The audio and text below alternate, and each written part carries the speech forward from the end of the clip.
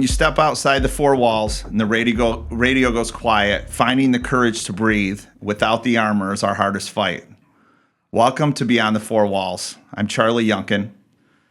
We help first responders, frontline workers in the military rebuild through 5 pillars of growth: spiritual, mental, emotional, physical, and financial. You started strong. Let's finish stronger.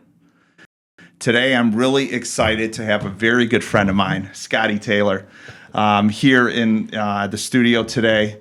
Man, oh man, if we had a lot of many good years. Yes. It's been, it was great friendship. And so, when we talked about it with the pillars that I talk about, like, how long do we need to talk and what do we need to do? And I think we just need to just let this flow and have you come in and talk about what you're doing now. Sure.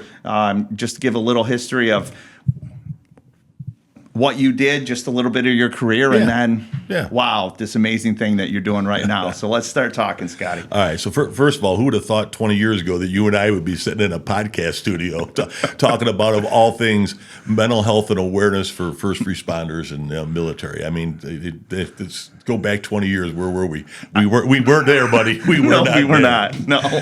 So anyhow, like you, I retired from the Warren Police Department. 27 years law enforcement experience. Also certified as a firefighter and EMT. I did a little public safety stint in Grosse Pointe Park before I went to Warren. Had a great career in Warren. Very, very grateful to the city, to the department, to all my coworkers. I have been involved with our local FOP 124, Christopher M. Wooter's Lodge. Was president for 10 years of the 22 years I was on the board.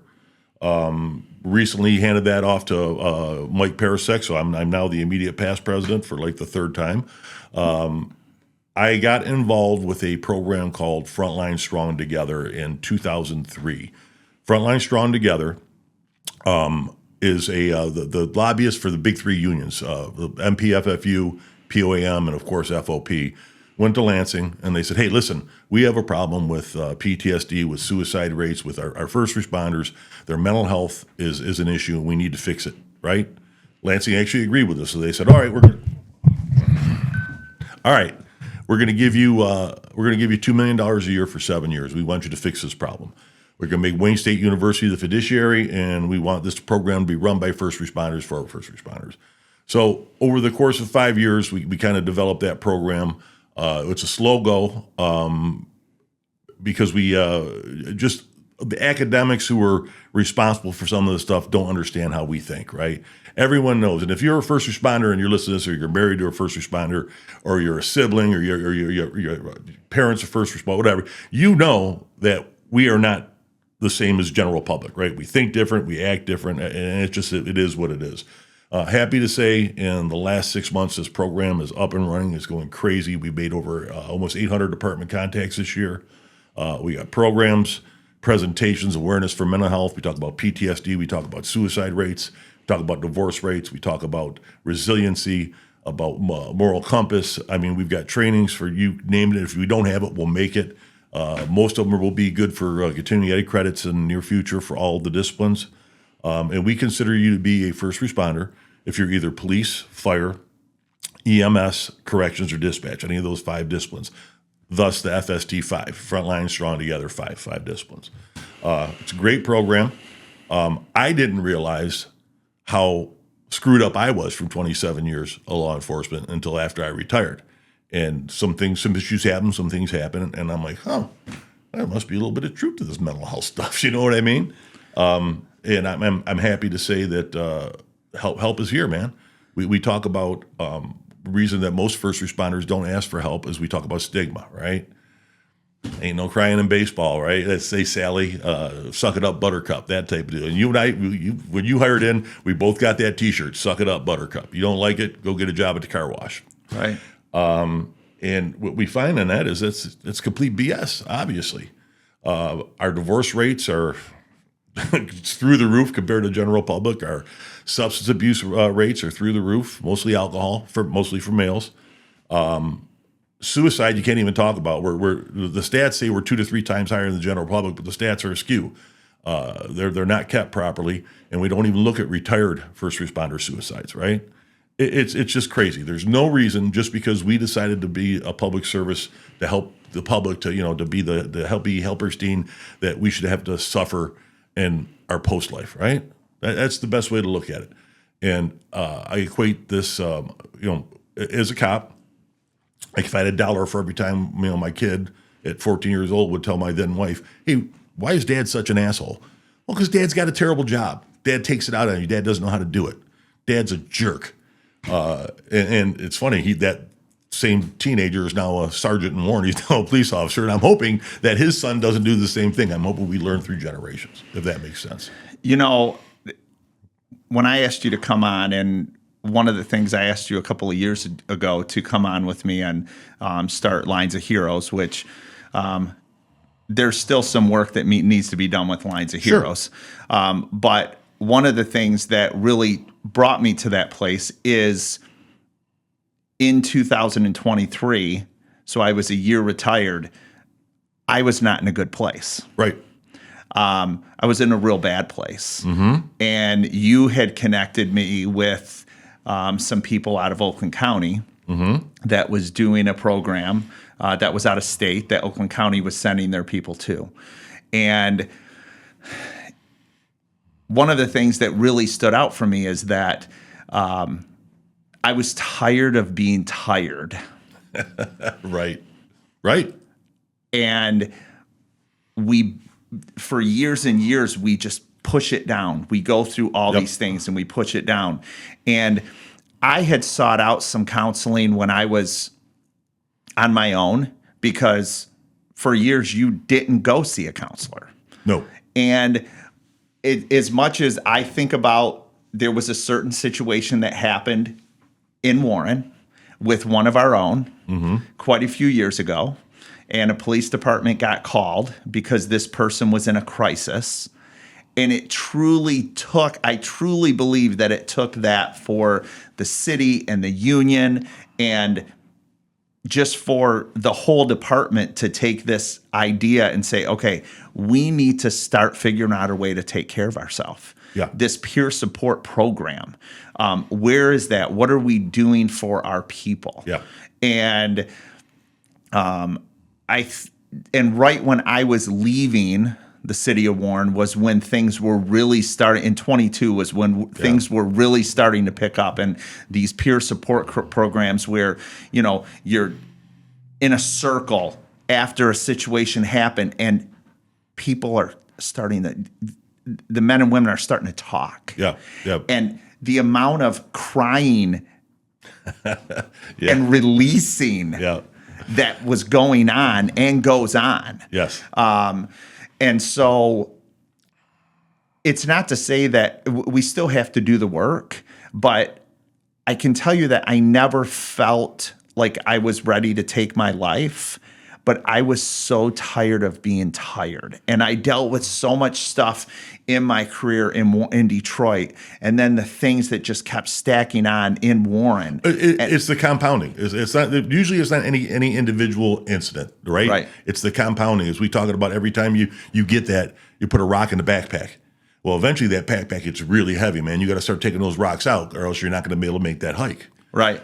And we talk about the Warren Peer Team.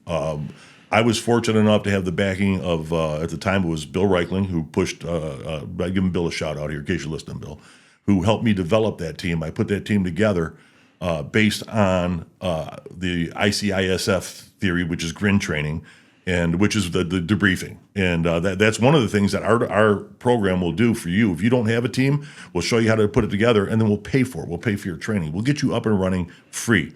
I want to mention this. There's no charge to any of our services. Nothing. If you're a first responder, if you're a department, or if you're an immediate family member of first responder, there's no charge to any of our stuff. But that's the start of how to get the teams together. Awareness, right? Awareness is where you start it. And you talk about when you're sitting in that circle and you're briefing, and some people have the emotional discharge, right? Right. The people with the emotion are the guys who have 20 years on the job, who've been piling it down and putting it down there, shoving it down their throat, I want to ask anybody, listeners who've been a first responder, I'm not talking to somebody behind the desk. I'm talking to somebody that worked the road. 20 years on, 15 years on, I challenge you to sit in a room by yourself and watch a movie like Old Yeller, all right? And you'll see, you start to tear up, right? Because it's a movie, it's a dog, it's a movie, right? No, stuff like that affects us now because it's a compounding of all the other stuff that we've seen. Think of it, we call them triggers, emotional triggers, right? Oh, yeah. And these triggers could be completely coincidental to what's really happening, but it's a trigger on you. And next thing you know, you're shaking, you're crying. I recently had a medical health professional, we were talking about PTSD. And she's like, well, we all have a little bit of PTSD. And she's correct. Everyone has a little bit of it. Everyone's got a little bit. The difference being is the average person sees 8 to 10 traumatic events in their lifetime over a course of 70 years. That gives you 10 years in between to get, to process. Man, we could see that in a shift back in the day when we were working Warren. Absolutely. Oh, yeah. And then take the 8 to 10 that you see on a personal level, the death of a family member, the death of your parents, maybe of a sibling, of a friend, and then compound all the other stuff we see while we're working that just stays on top of that and piles up and up and up and up. And no wonder that, we have cardiac disease, we have cholesterol. The rates for us are astronomical. And then you have the benefit if you're a fireman. I mean, you work 10 days a month. That's great. But you also have a 95% chance of coming down with cancer because all the stuff you're breathing. Right. That's the bonus. That's the bonus prize. Right. And I go back a little bit to what you talked about the kids.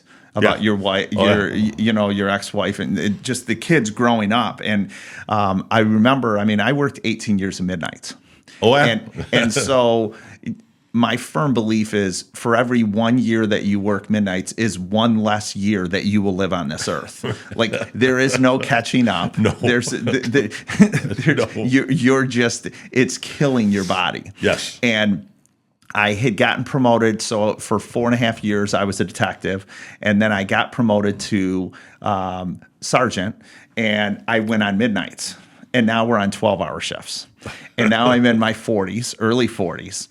And I come downstairs, and my girlfriend at the time, she was at the house, and my oldest son, I think both of the boys were there in the room, and I come walking downstairs, and I had probably slept, 4 hours. Right.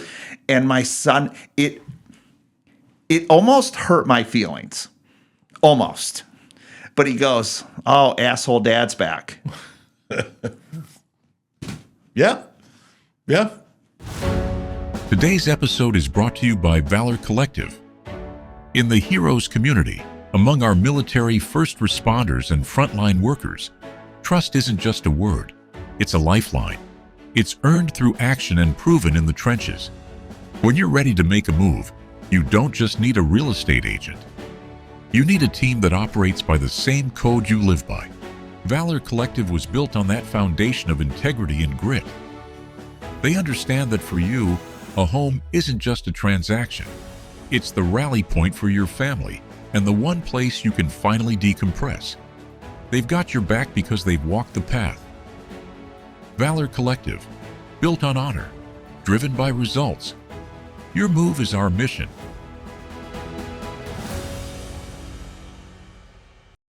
It dawns on you. So you're not being fair to them just because you're trying to earn a living, right? Just you're trying to do your job. Well, and you miss the sleep because you're. I remember the one. I think the longest I ever stayed up was 4 days for a baseball tournament where I worked midnights and I got off, and for 4 straight days, Thursday, Friday, Saturday, Sunday, I went with all day for the baseball tournament. Didn't get any sleep. Went back, coffee. Our boys were playing ball around the same time. Yes. And we used to talk about, we'd go on these tournaments, these travel tournaments, and not sleep. Yeah. I mean, what we did to our body, and then the physical part of it, and then the mental part of it. And because we're so strong, we got this. And I realized when I went to New York, to the New York Leaps program, the 3-day event, what was amazing to me is there was a couple of things, and I think I told you a little bit about, where for years, and it was right after Sean was killed in Detroit, and I didn't think anything of it, but for years I had this knot in my back. Yeah. And I thought that knot was because of that miserable police belt, whatever it was. Yep. And we went to New York. I went to the New York Leaps program, and it was second day in. We were doing some EMDR, and there was a realization that that Sean was already gone, that us getting him to the hospital wasn't going to help, that Sean was already gone. Yeah. And when I realized that, the knot left. And I already knew that he was already gone, but deep down, I lived with that for years, right? And so it goes back to us in our mind where we always, I got this. Yeah. I got this. I got it. I got it. And we had to got this. This is what we did. Mm-hmm. And we didn't have the support.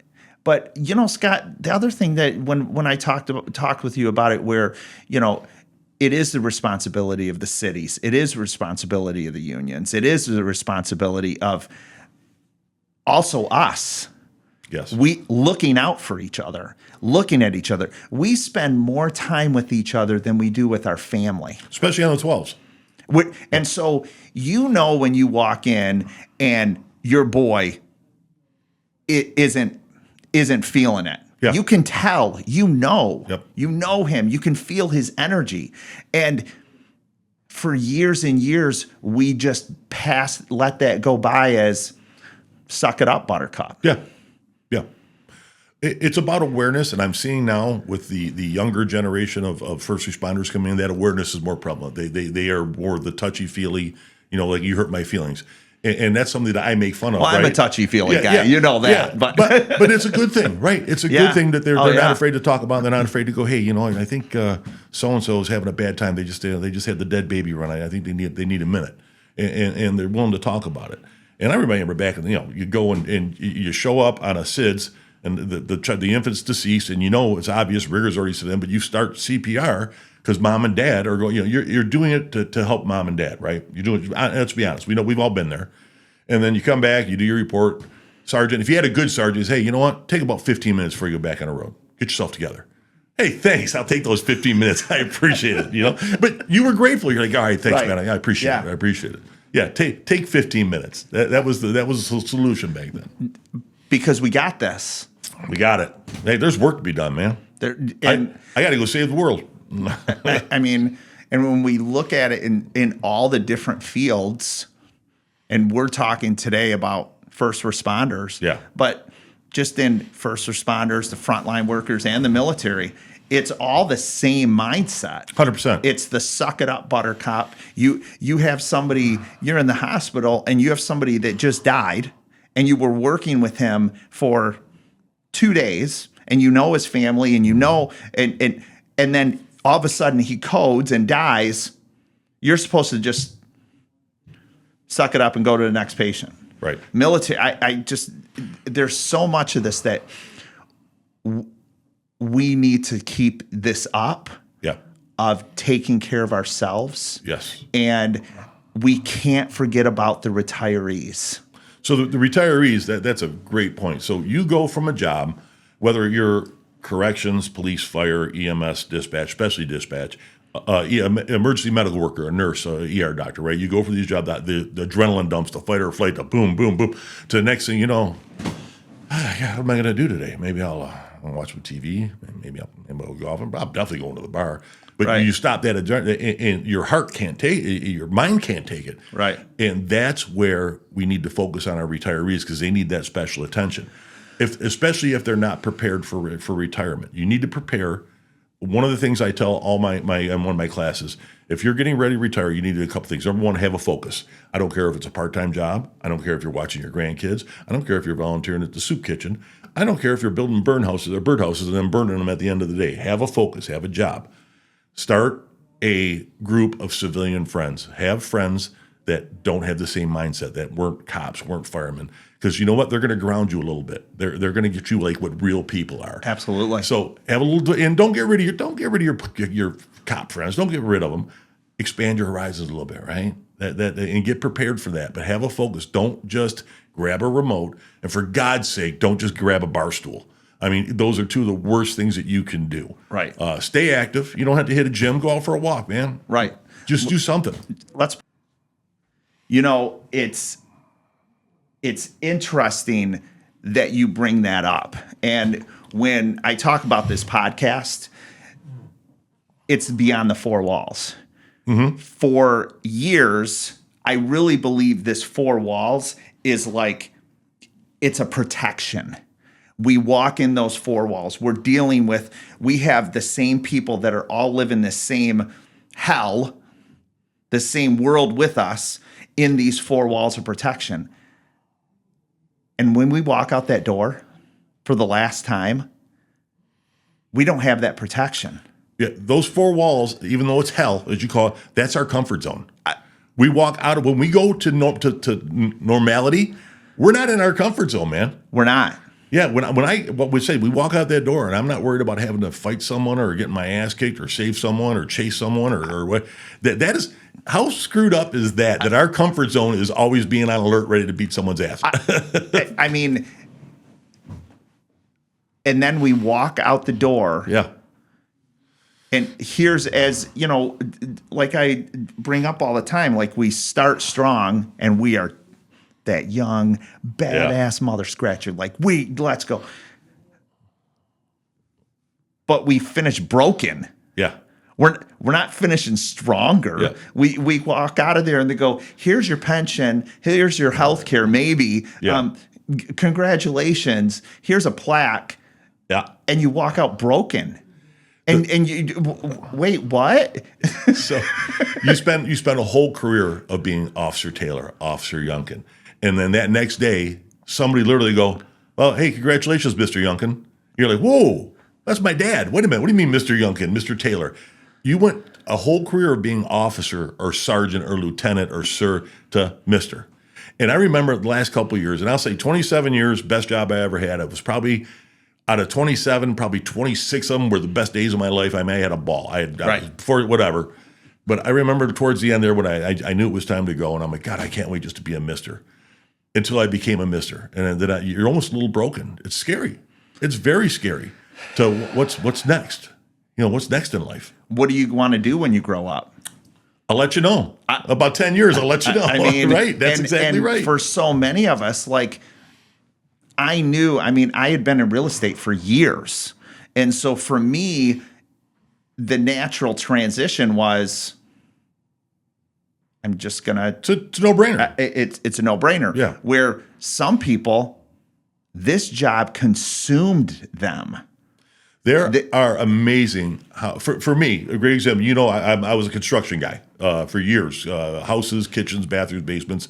I built something. That was my thing, and that was my game plan. Handyman. When I retire, it's going to be fantastic. Well, unfortunately, my body didn't cooperate for all. If I'd have known, I'd have taken better care of myself if I'd have known, if I'd have thunk it.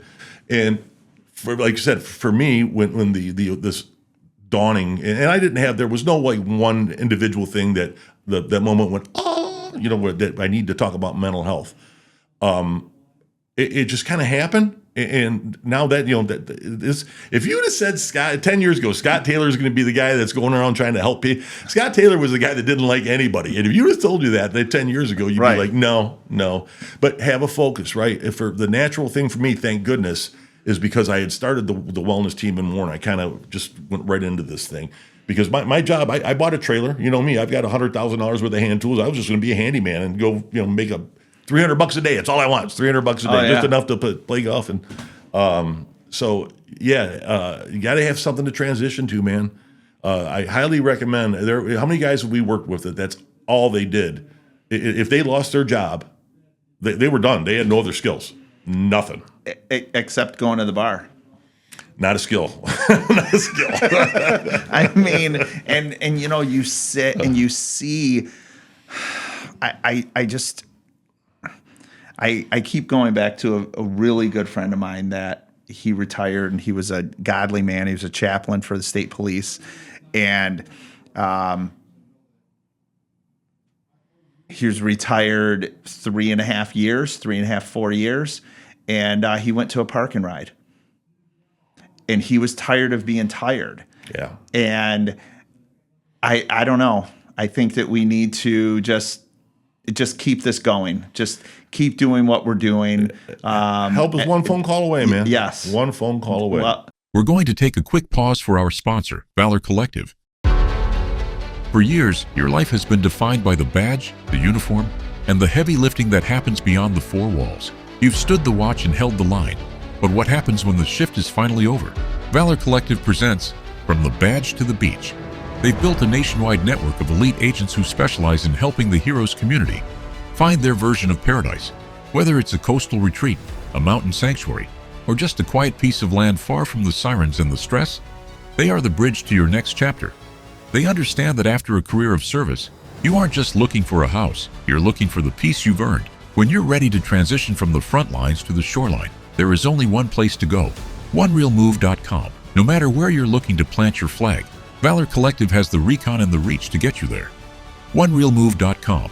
From the badge to the beach, because you've protected our world. Now it's time to enjoy yours. thank you so much for coming out. I really appreciate you coming out to episode 2 of Beyond the Four Walls. I'd love to have you come on again. I'd love to come out to Wayne State when you guys are running it out there. And, everybody, I just want you to just look into the FST5, right? Yeah. We're going to throw a plug, www.fst5.org, or call our resource line, 833-34-STRONG. That line is answered by first responders with at least 10 years experience. They've got 170 hours a year of training, powered by MyCal, which means it's not just a crisis line. If you're in crisis, call it. If you need clinical help, call it. If you want to find a good daycare center that's first responder friendly, call it. They're going to be able to help you with whatever you need. If you need clinical services, go to our website, hit the treatment. We have clinicians that are vetted throughout the entire state. If you want to use a Wayne State clinician, virtual or in person, and then you don't have insurance, there's no charge to it. If you have insurance, they're going to take your insurance. They're waiving your deductible, though. So if you use a Wayne State clinician, and we have some fantastic clinicians, or a handful of our clinicians that treat first responders are former first responders. So that's my shameless plug. But it's free and it's help. It's another tool in the tool belt to battle this thing that we call mental health for first responders. We got to stay on top of it. We have to. We have to keep taking care of each other, and also remembering we have to take care of the retirees. Do not forget about them. And what happens? The retirees, I tell you right now, I've been gone 2 years. If I go back to Warren, probably half the guys don't even know who I am, other than I maybe, hey, yeah, you're Sergeant Taylor's dad. That could be possibly it. I don't talk to very many of those guys anymore. And like every other first responder, like every other cop, whatever, when I retired, I moved as far away from Warren as I could, 100 miles away. I'm like, see you later, sayonara, Right. So that's part of it. But yeah, don't forget about the retirees. Don't forget about these guys who paved the way to where your department is now. And let's talk about the guys that retired when we had 5 or 6 years on, those cowboys that retired, the Palacheks, the Crushers, that paved the way for where we're at right now. Right. Don't forget them, man. You absolutely do not forget them. Especially now that we're retirees. Don't forget us. Don't forget us. I mean, yes. So before we leave today, if there's one thing that you can say to somebody out there listening, maybe they're active, maybe they're retired, and they're tired of being tired. Yeah. And they don't got this anymore. What do you say to them? Reach out, make a phone call, reach out to a friend. It's okay to be tired of being tired, but you can fix the problem. You can stop that constant tiredness, that constant woulda, shoulda, coulda, the bad thoughts, the memories. I don't care if you use my program, if you use any other. I don't care what program you use. Everyone has a cell phone. You're one call away from help. And if you want to talk to, like you said, our program, 833-34-STRONG. If you want to call 911, if you want to call a friend, if you want to do something, life is too precious to not take the extra effort to make sure that you stick around, right? Because when you get to that point, you're just, it's just better off if I'm not here. Well, that's your opinion, not your family's, not your friends, not your kids, right? Right. Think about that one action, how it affects dozens of lives, right? Think about it. And I get it. I've never been there, but I understand when people get there. Reach out, make a phone call. Your life can be fixed. Absolutely. That's it. If you throw out your back, you go to a chiropractor, right? You break your leg, you go to an ortho guy. If you got a little problem up there, go somewhere, go for some help, man. And there are plenty of good clinicians that can really, really do some good for you. So just reach out. Call me. Go to my website. My phone number's on the website. Call me. I'll help you. Don't call me at 3 a.m, though. Scotty, it was great. It was really great for you to be here. Thank you so much. Good to see you again. I love you, my brother. Thank you so much. To everyone still on the line and those who've already turned in their gear, thank you. Lean on the 5 pillars of growth, find the courage to breathe, and remember, you started strong, so now let's finish stronger. See you on that next episode of Beyond the Four Walls. Have a great day.